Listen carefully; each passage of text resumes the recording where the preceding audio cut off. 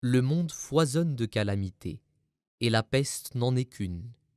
Accrochez-vous fermement à Dieu, soyez sincères, afin de jouir de sa protection contre les calamités. Nulle calamité ne frappe s'il n'y a pas un ordre émanant du ciel, et nulle calamité ne peut être éloignée si la miséricorde ne descend du ciel.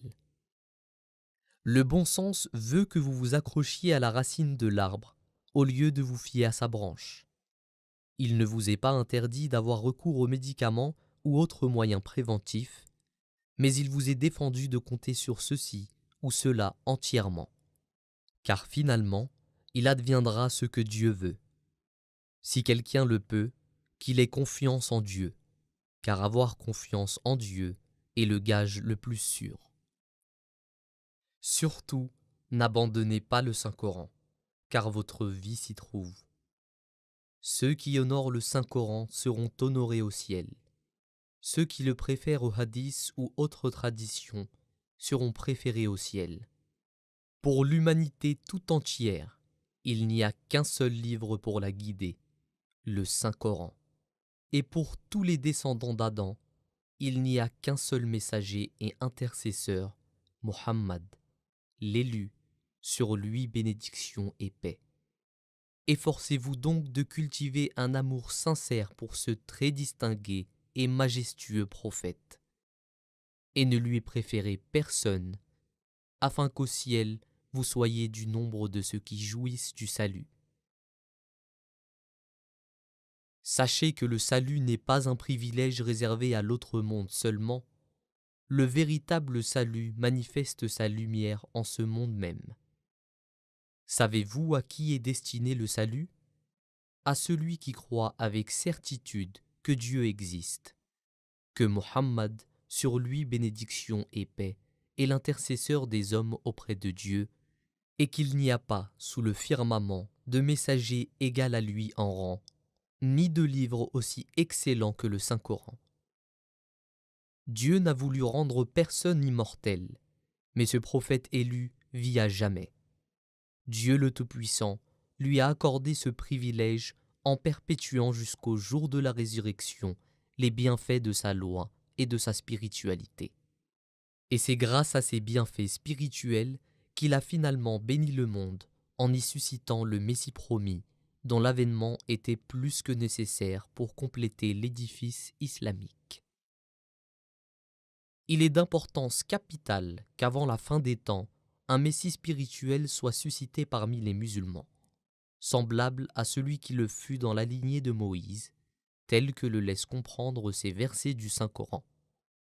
اهدنا الصراط المستقيم صراط الذين أنعمت عليهم. Moïse a retrouvé la faveur que les générations antérieures avaient perdue, et le saint prophète Mohammed, sur lui bénédiction et paix, a retrouvé celle que la lignée de Moïse a perdue.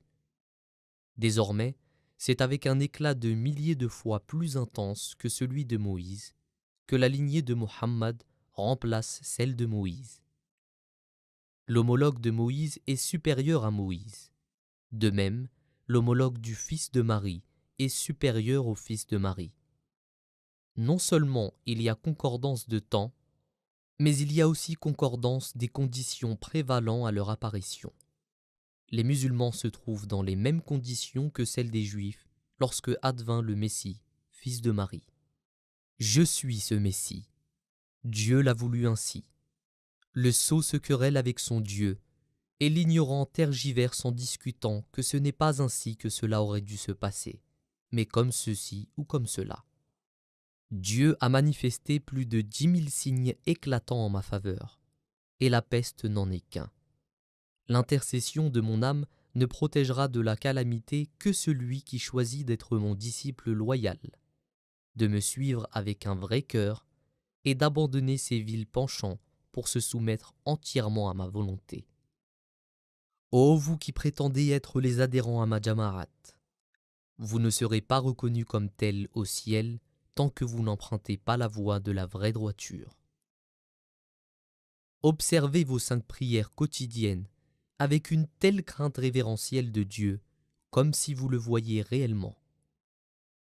Observez fidèlement le jeûne pour son amour, Si selon la loi, vous êtes dans l'obligation de payer la zakat, alors acquittez-vous-en. Si vous êtes capable d'effectuer le pèlerinage à la Mecque, et s'il n'y a aucun empêchement, alors accomplissez-le.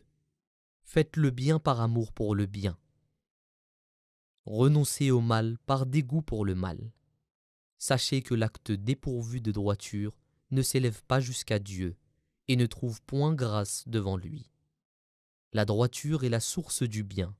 Si la source n'a pas tari, l'acte fleurira.